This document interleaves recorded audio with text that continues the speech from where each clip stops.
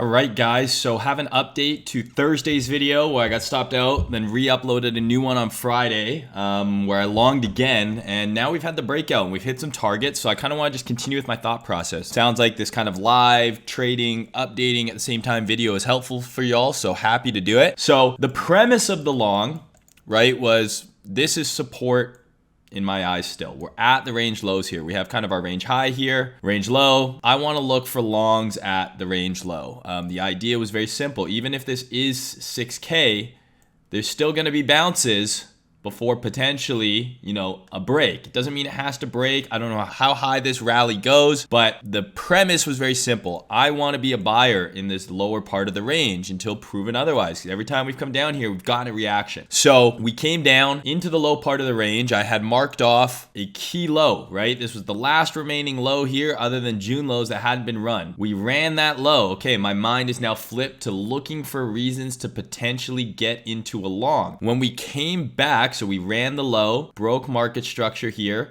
When we came back to this order block, right? So ran the low, came back, broke a market structure here, came back into this level, and then boom, we had a low here that got ran, right? This is where my first long actually played out, was here. If you guys remember, I longed this sweep, got stopped out, but then I saw that, okay, we just ran that sweep that I initially longed, we just ran that one and broke back up. So I was confident to just get back into the trade. I took the loss and I was like, I still think this goes up. So what did I do next? I zoomed in and the setup was pretty basic, right? So we had our run of the low here. I started longing as soon as I saw this candle close. I talked about in the video. So my average ended up being 1971. So I started longing in this move here, and then I added some more as we had this pullback into the level here, and my average ended up right around this area right here, 1971 on the broker I was trading on. So we diddled around, but I was confident once I saw this sweep here, and then followed by what?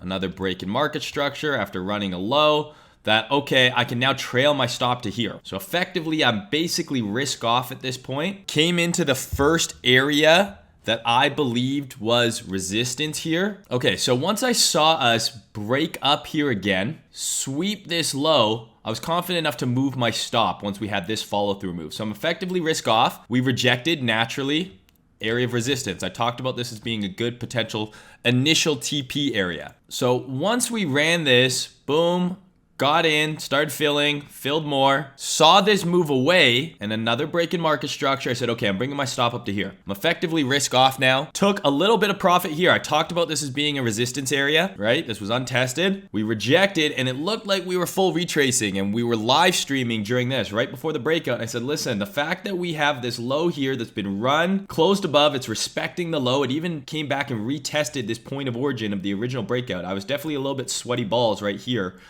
with my stop here. But once I saw us hold this low, boom, another break in market structure. It even got a little retest here on the low time frame. We were off to the races. So I literally was sitting in my trade, woke up a lot. We blasted through 20, came back, retest. This is another opportunity to either pile back in, right?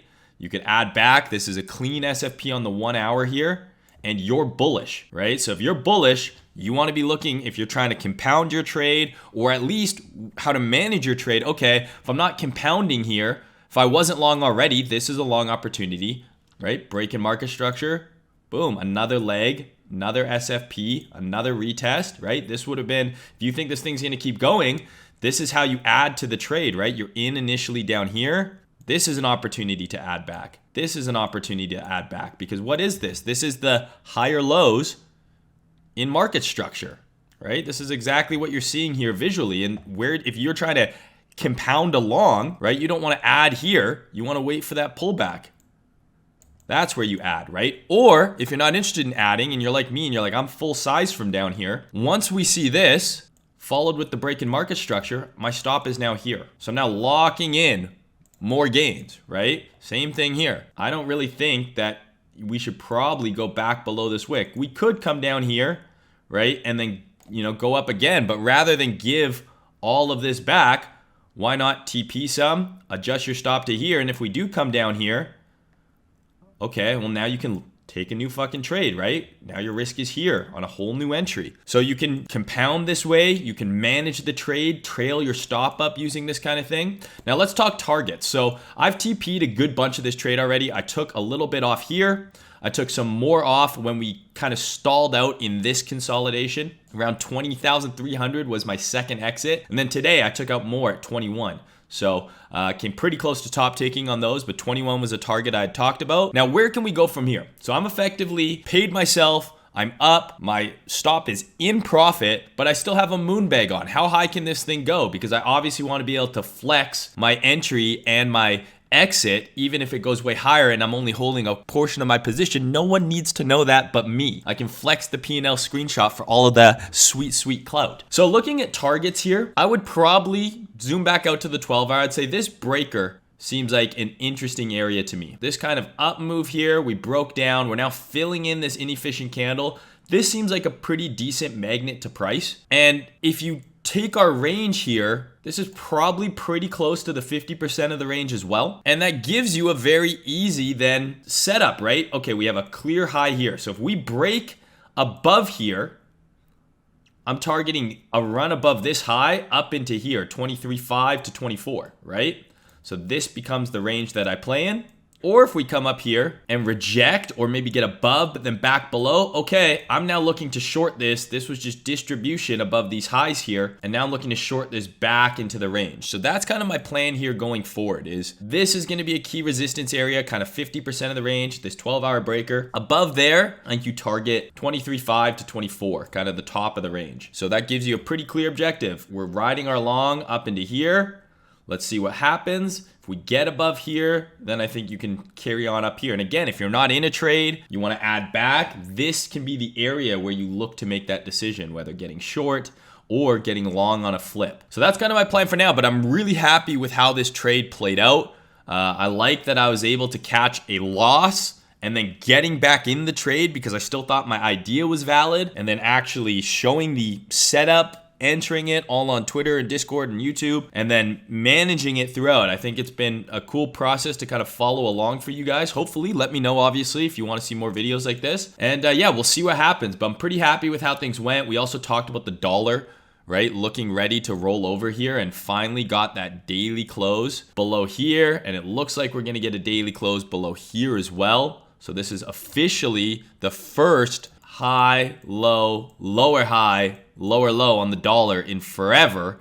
And that's going to give us potentially some even more room for relief, right? If Bitcoin maybe is going to go to 23, 24K, that would line up well with the dollar continuing to roll over. And obviously we want to see equities then continue to pump. Unfortunately, we saw Facebook missed earnings massively, as well as Google missed earnings, and I think Microsoft missed earnings.